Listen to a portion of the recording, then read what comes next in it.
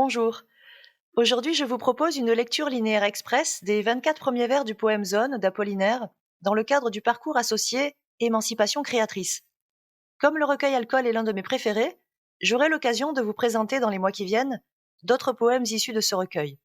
En attendant, à l'issue de l'explication linéaire, je vous expliquerai quels sont les fils conducteurs à suivre pour une lecture intégrale de la poésie d'Apollinaire. Guillaume Apollinaire naît en 1880 et connaît, tout comme Arthur Rimbaud, une vie nomade. Il meurt jeune lui aussi, mais de la grippe espagnole en 1918. Il a côtoyé de nombreux écrivains et artistes, tels Alfred Jarry, Picasso, et il s'est imprégné de l'esthétique cubiste, anticipant le futur mouvement surréaliste. Le recueil Alcool est un ensemble composite, écrit sur une dizaine d'années et dont le titre initial était Eau de vie. Zone est le poème d'ouverture d'Alcool, alors qu'il fut le dernier écrit de ce recueil, et il répond au dernier, Vendémiaire. Il présente des différences majeures avec les autres poèmes, car il synthétise de nombreuses dimensions d'une esthétique nouvelle, constituant ainsi un art poétique. Nous allons aborder les 24 premiers vers de ce poème très long, de 155 vers, et aurons pour projet de lecture de définir en quel sens il marque une transition entre la tradition et la modernité. Les mouvements sont les suivants. Les vers 1 à 8 affirment une volonté de rupture et annoncent la modernité.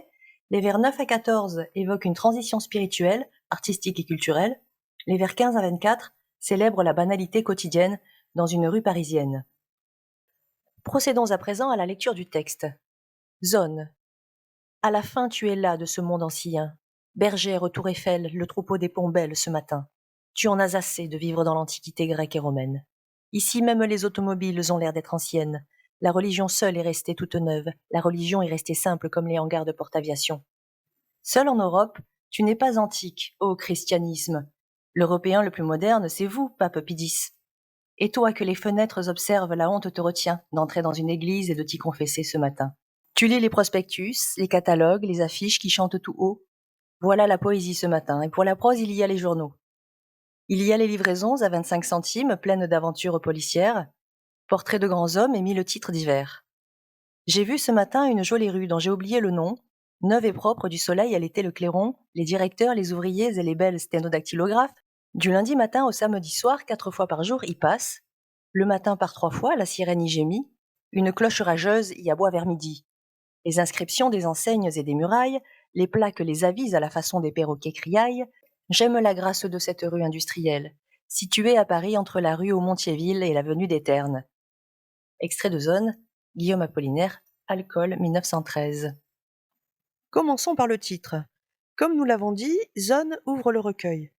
Son titre initial est écrit, par référence sans doute au tableau d'Edouard Munch, car son écriture suit la rupture du poète avec Marie Laurencin. Mais ne voulant pas en faire uniquement un cri de désespoir, Apollinaire a opté pour zone en grec. Zoné désigne la ceinture. Ce terme revêt plusieurs sens. D'abord un lieu délimité, une région ou sa périphérie délaissée. La zone désignerait dans ce cas l'espace où le poète aurait déambulé, dans l'enceinte de Paris et en banlieue, formant ainsi une balade en boucle. Mais la zone peut renvoyer aussi à une région céleste, lieu de l'errance spirituelle, voire au poème lui-même comme lieu de passage entre tradition et modernité, à la frontière de territoires inconnus. En effet, ce poème est à la fois à la fin d'une étape de vie et d'écriture, mais aussi un espace de création poétique, et en se plaçant au début du recueil, il offre un fil conducteur pour la lecture de ce recueil. Les 3 premiers vers créent un effet de surprise à plusieurs titres. D'abord, il s'agit de monostiches qui se détachent. Ensuite, nous constatons que ce poème se présente en vers libre, assez long, non ponctué, ce qui est tout à fait novateur. Autre provocation, le poème s'ouvre sur les mots « à la fin », ce qui est pour le moins paradoxal pour commencer un poème et un recueil. Le ton est donné, la rupture est marquée avec la tradition poétique. Le premier vers est l'un des rares alexandrins du poème. Les assonances en nasal et l'allitération en se, appuyée par la diérèse, en sien, soulignent le rejet du passé, sans qu'on sache ce à quoi peut renvoyer véritablement le déictique ce. Ce monde ancien est lointain, à une époque où le néoclassicisme peut séduire de nouveau. Apollinaire, lui, préfère le thème de la ville moderne.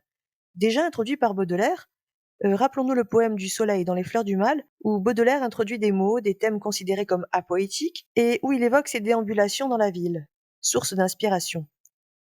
La tour Eiffel, ici, est assimilée métaphoriquement à une bergère, personnifiée, indiquant la voie de la modernité. Il faut savoir que c'était un monument décrié à cette époque, considéré comme laid pour beaucoup. Les automobiles klaxonnant sur les ponts sont aussi métamorphosés en moutons, bêlants, suivant le guide, la modernité. Le monde rural et le monde urbain se rejoignent ici comme en symbiose dans l'esprit du poète.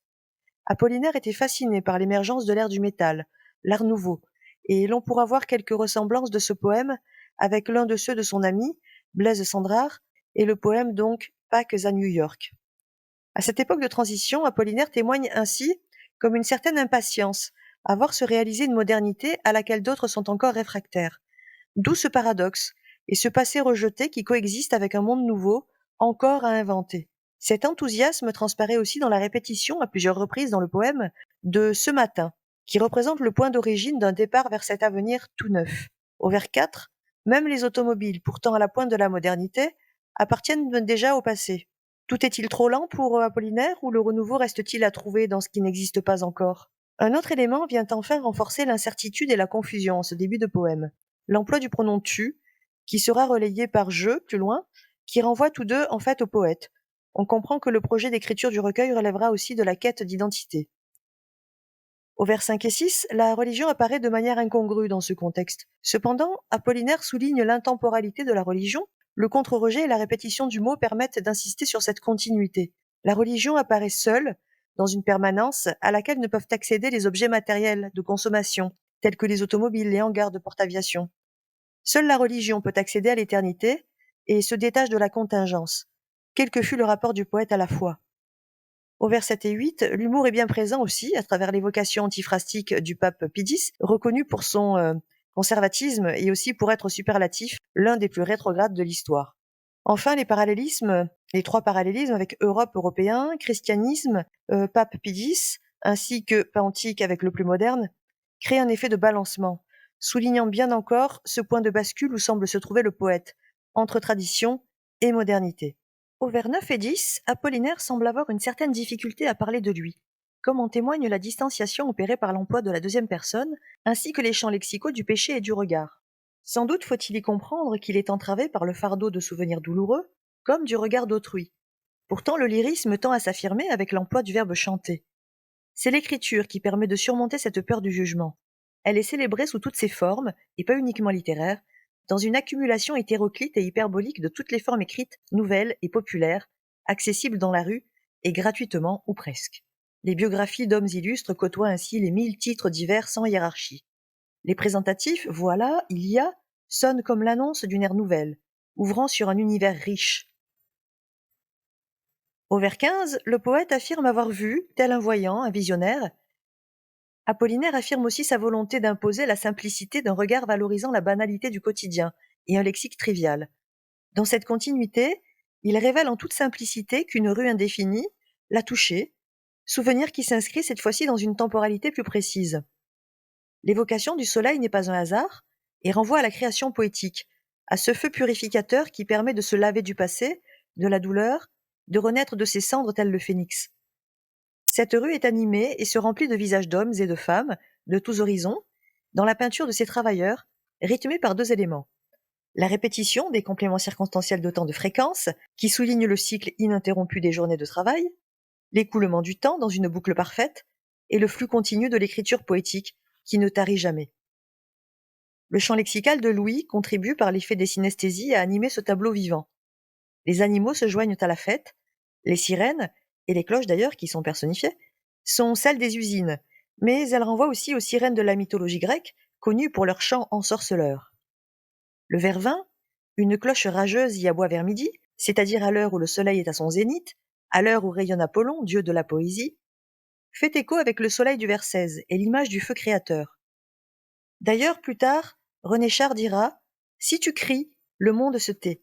Il s'éloigne avec ton propre monde. » Le cri poétique, dans ce qu'il a de plus brut et de plus vrai, triomphe ainsi par la voix du poète sur la réalité empirique.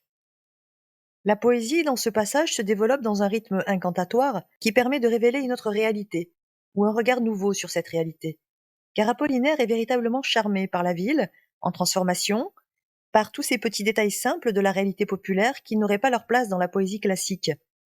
Ainsi, il n'est pas surprenant que le poète trouve gracieuse cette rue industrielle et bruyante.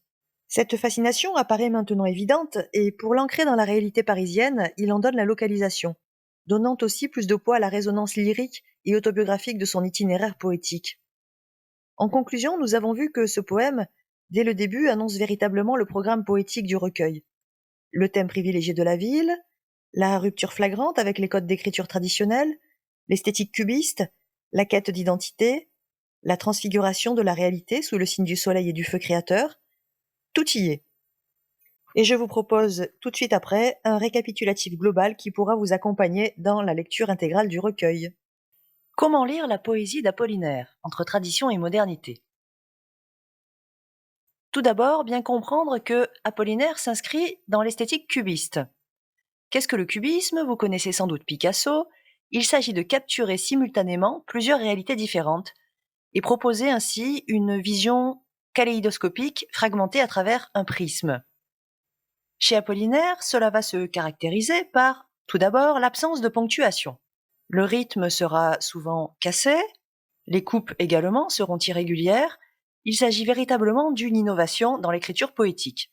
Ensuite, il mélange des références culturelles populaires, connues, pas nécessairement érudites, mais l'ensemble forme un tout disparate.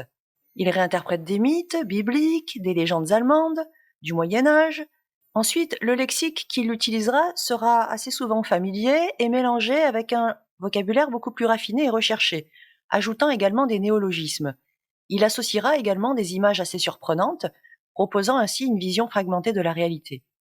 Fait notoire aussi, ces poèmes pourront proposer parfois plusieurs niveaux de lecture, ce sera le cas de Nuit Rhénane que je vous proposerai prochainement.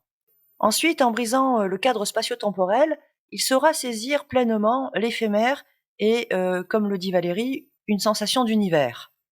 Enfin, l'ensemble du recueil est aussi un processus de quête d'identité, et à travers une poésie assez incantatoire, il proposera cette recherche de libération par rapport au cadre traditionnel. Autre thème très important, celui de la ville, qui incarne véritablement la modernité au début du XXe siècle. Paris continue de se transformer et l'art nouveau commence à émerger. L'image du feu est très présente, et la ville elle-même est considérée par Apollinaire comme un brasier, un lieu de création, et il le célébrera dans de nombreux poèmes, chose que nous n'avons pas forcément vue de manière très nette dans les premiers vers de Zone. Pourquoi la ville est-elle si fascinante? C'est un lieu d'affluence vers une nouvelle solitude pour les gens nomades. C'est un lieu où se côtoient tous les milieux. C'est un véritable kaléidoscope, où se côtoient, on l'a vu dans le début de Zone, l'Antiquité grecque et romaine, comme les hangars de porte-aviation. Enfin, c'est le lieu privilégié pour l'invention, l'ère du métal fascinait Apollinaire. Ensuite, le feu et le mythe du phénix qui renaît de ses cendres. Nous le verrons dans le poème du brasier que je vous présenterai aussi, notamment, mais d'autres poèmes évoquent ou traversent ce thème. Le feu est certes douloureux, il brûle, il détruit, mais c'est aussi un processus de purification qui permet d'accéder à quelque chose d'entièrement neuf. Il est évoqué, ce feu, également à travers le soleil, très présent, le soleil ardent te lire, notamment, qui renvoie à la poésie d'Orphée, bien sûr. Et tout comme chez Baudelaire, on trouvera aussi un mouvement cyclique de descente, mais aussi d'ascension.